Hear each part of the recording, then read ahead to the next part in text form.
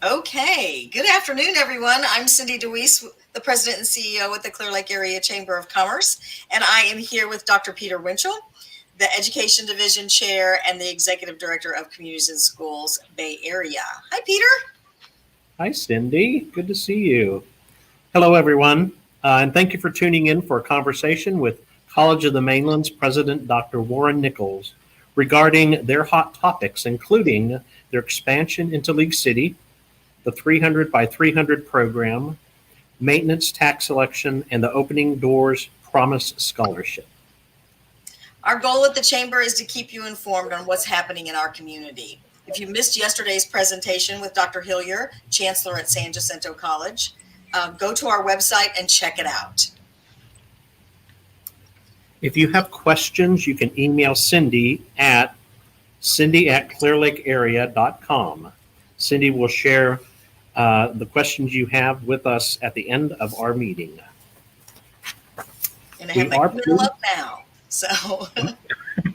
Exactly. We are pleased to have Dr. Warren Nichols to speak to us today. As the president of College of the Mainland, he and his staff work to achieve their vision to be a valued and vital community partner by enriching their community and preparing their students to thrive in a diverse, dynamic, and global environment. Let's welcome Dr. Nichols. Thank you, Peter, and I appreciate everything that the Clear Lake Chamber of Commerce is doing for the community, and we very much appreciate the opportunity to speak with you today. We have a short PowerPoint presentation, and I've tried to keep my remarks relatively simple and concise, just because I know we have a time issues here. One of the first things I'd like to do is if I could go to the couple of slides, please. Next slide, please. Is talk about the same thing that probably Dr. Hillier spoke about yesterday. Is our what we're doing as far as campus attendance. We have exercised as much due caution as we know how to do to make sure that every student and employee on our campus continues to be safe during these COVID times. During this semester that we're currently in, most of our instruction is online. We have some limited on-campus instruction, things like our science classes where they need to come to class for laboratory experiences, our geology, biology, things like that. So they will come to the campus, give or take about 4 times each for their lab experiences. We have things like our pipe fitting, welding, that have skills that they have to demonstrate. So they will come on campus to demonstrate their skills. We are complying with all CCD type of CDC requirements, face coverings. Anyone who comes on campus has a face covering. We wash our hands in our classrooms. If it has a capacity of 30 students in a classroom, then we cap it at 50% so that we can make sure that we have that social distancing type of thing. And thus far, it's worked really, really well for us. Next slide, please. Peter, you spoke just a moment ago about the League City. This is our new site that will literally be operational within the next week or two. We will actually have our board meeting there coming up in October, and we're hoping to get it totally occupied by students and faculty for next semester. If you don't know where it's at, it's right there off of 518 by Interstate 45, the old Methodist Church. And what we have done is renovated it to make it suitable for college experiences. We will primarily it will be used in the early morning hours for the Clear Creek ISD dual credit students, who will occupy all 8 classrooms plus the wet lab that we have in that location. When it's not being used for dual credit students, we'll use it for anyone to come in and take their university transfer courses, their basics, if you will. In addition to in the evenings, we have continuing education classes. We actually have the electricians in there 4 nights a week right now receiving their training to be an electrician. So we have great plans for that site, and we will be having a ribbon cutting for that site in November, and more information forthcoming. Next slide, please.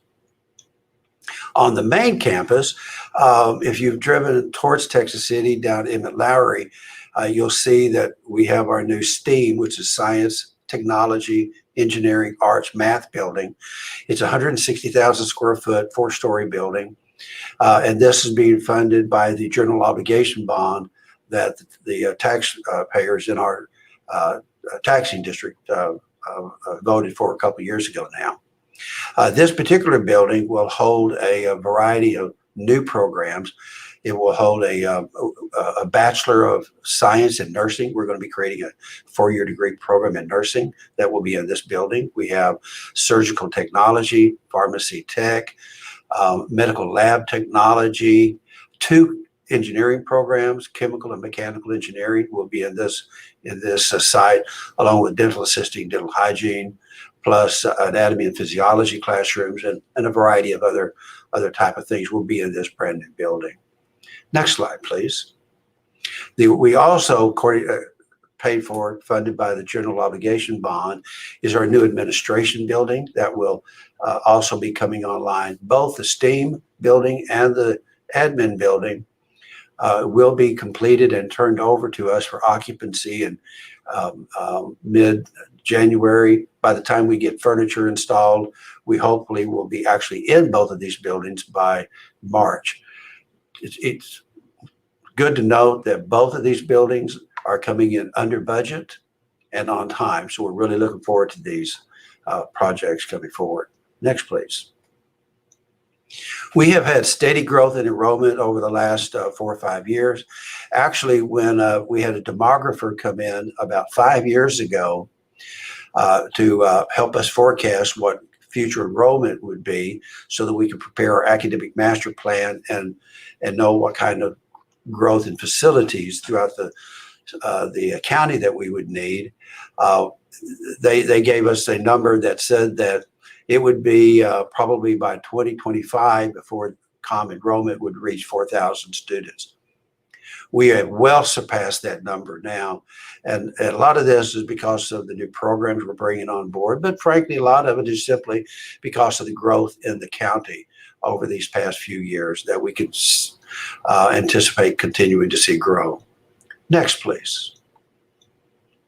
You heard me mention a moment ago about our dental hygiene and mechanical chemical engineering, search tech, radiology. All of these will be in that new STEAM building. These are brand new programs for the college. We could not have offered these earlier because, frankly, we did not have the facility space for it. But with the general obligation bond and the buildings that we are creating, it gives us the opportunity to do that. One of the things up there at the very top you see about the accelerated associate's degree, this will be offered primarily at our League City campus, the one I showed you a moment ago. This has to do with that 300 by 300 that was briefly mentioned.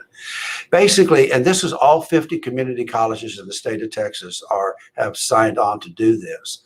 Basically, we believe that within the next 300 days, we should have 300,000 laid off or unemployed Texans back to work in highly qualified, highly skilled, well-paid positions. In order to do that, what we at the College of the Mainland need to do is to create some programs in the medical field, in the business field, in the computer technology field that anyone can come and take. And they may be anywhere from a 3-month to a 6-month, no more than a year of training in order for them to become employable in a new skill, in a new trade, in a new job. Next, please. Just a kind of short history lesson that goes up to something we're looking at right now. You may recall in 2017, the college took out something called a maintenance tax note bonds. That was to pay for some immediate problems that we were having here at the college. We had not had a bond passed in many years, and so frankly, the college had become a little bit stagnated in its ability to new programs and new facilities. We had underground water pipes that were continuing to burst. We had a swimming pool that was no longer operational that we needed to do something with. And we had a chemistry lab that frankly high school students didn't want to come to because they believed that where they were coming from at the high school was better than what we had at the college.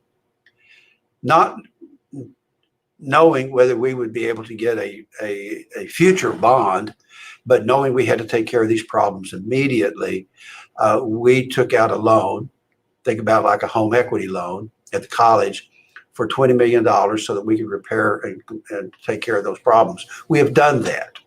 And that was, we took out a note that was at about 4.5% interest.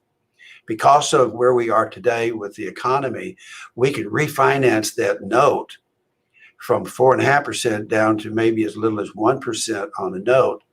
And by doing that, we'll save our taxpayers about $4.5 million, $4.3 million in interest because of refinancing. And it'll allow the college to take the $1.2 million we're currently having to pay out of our maintenance operational funds and recapture that so that we can use that for these new programs that you just heard me speaking about, faculty and other programs. So that is going before the voters on the November bond. It's a ballot. It's the last thing on the ballot, asking our voters to allow us to refinance that at the lower interest rates and to save taxpayers money and to reinvest that $1.2 million a year in new programs and new growth. So that's really what that slide is representing. Next, please. Again, a few before and after pictures, just for those who haven't been on the campus or seen it in quite a while. The picture on the left is the 50-year-old student center that was well maintained. We've kept it up, but it was old and it looked old. With the maintenance tax note money, we were able to renovate that and carry that forward. Now it should be usable for about the next 30, 40 years. Next slide. Many of you may recall the larger than Olympic-sized swimming pool, again, that had fallen into disrepair. It was going to cost us close to $3.5 million just to bring it back to what a 50-year-old swimming pool would look like. What we did is instead moved that, renovated that into a community conference center that is shared and enjoyed by everyone in our area. Next, please. So again, these are the STEAM building on your left and the new administration building on the right. Those are the buildings that are currently under construction that are coming in again under budget on time that we will have to take possession in March. We'll move in. Immediately following those, we have a new industrial careers building, which will give us an improved facilities for our PTech, process technology program, and I&E and many other workforce programs that we have here at the college, and we want to create better spaces for them, frankly. We will also, according to this general obligation bond, which is paying for all of these facilities, is a renovation and an addition to our fine arts building, which will give us a larger theater and a place for the community to have some cultural events and some fine arts productions moving forward. So we're really excited about the direction that the college is going, and we so very much appreciate everyone's support to make this happen. Next, please. So with that, again, because of time, I wanted to make sure that I left time for any questions that that anyone might have. Well, I didn't get questions emailed to me, but we appreciate the work of the community colleges throughout the state. We talked to Brenda Hillier yesterday, and she talked about the great work all around the state, including College of the Mainland. She mentioned you and what you're doing for workforce development, and we just appreciate that so much because that is such an issue for our day and time. And thank you for updating the college. I know it had been like 50 years since there had been any renovations made to buildings, and it looks just marvelous. And Thank so you. congratulations on your hard work since you've been there. Peter, did you have any questions for Dr. Nichols? Yes, actually, I wanted to know, you mentioned the pandemic and there's been some significant change in the workforce. One thing, how will the college respond to that with regard to programming? Do you foresee changing the way that you do business because the way that, I know the oil industry, the plants that you work with are hurting severely. What are some changes that you're making to your own programming? Yeah, Peter, we obviously, just like everyone else, we've been tremendously impacted by this. And one of the biggest impacts is just the inability to bring all of our students back into the brick and mortar type of phase. Now, Clear Creek ISD, as an example, has brought most of their students back onto a face-to-face. They're doing social distancing and the things that need to be done. It is my expectation that come spring semester, we're going to be doing likewise. We'll bring as many back as feel comfortable bringing back, and then still certainly doing the online, courses as well. Those programs that require the skills, we absolutely will make sure our students get the skills. One of the areas that we're all suffering with is the clinicals. All of our, and I'm sure Brenda may have mentioned that as well. We're all struggling. Universities, community colleges, everyone is struggling with how do you get these allied health students, nurses, the skills that they need when the hospitals won't let them come in. So we can't get people into the plants for the same reason right now. And so we're doing more with Zoom than we ever thought imaginable. If you don't have stock in Zoom, why not? Everyone's doing this. Right? So it's tough, but we're all working together trying to identify how to keep moving forward, and we're flexible. We're going to pay attention to the data. We're paying attention to the governor. We're paying attention to our health districts. We're going to keep people safe, but we also realize we have to move forward. We have to keep moving forward. Exactly. Well, we're also hearing the state legislature, and one of the issues is bandwidth throughout the state. And I know that's a big thing for ISDs, but also for community colleges, because everybody needs to be online at the same time to do that. So to be, part of a classroom.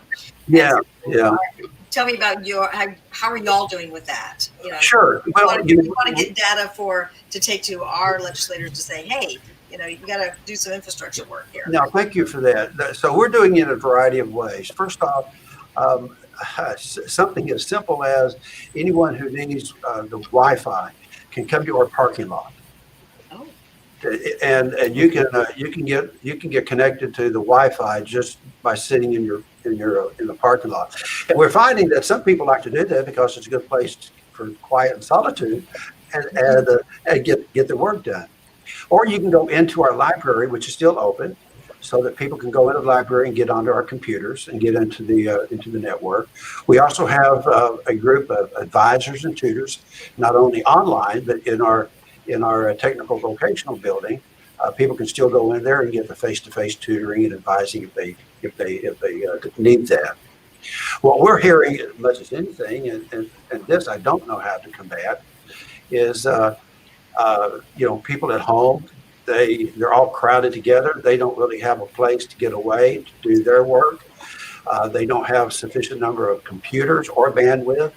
If you've got 2 or 3 children and they're all trying to get their homework done, and it's crazy, and I have so much sympathy for them.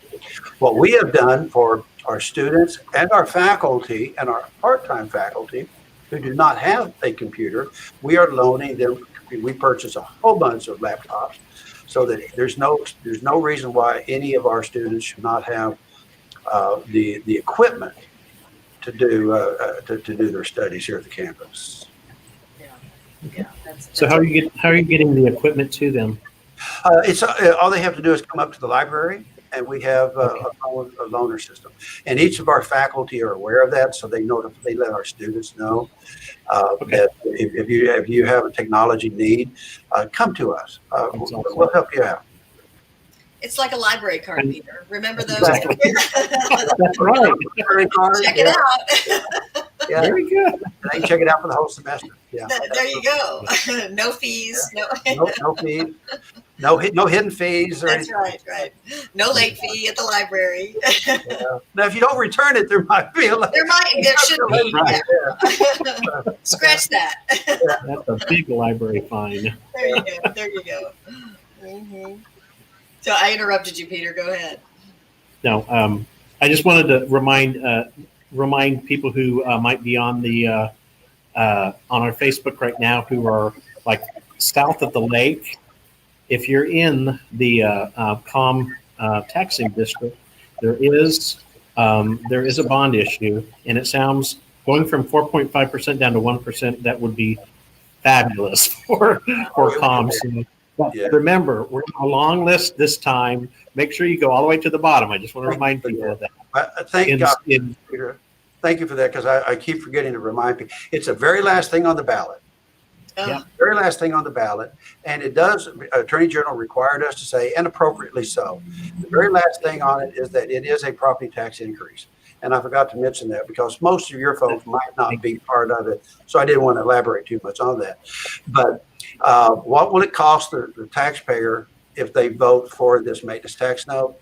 It's 1 cent per $100 valuation.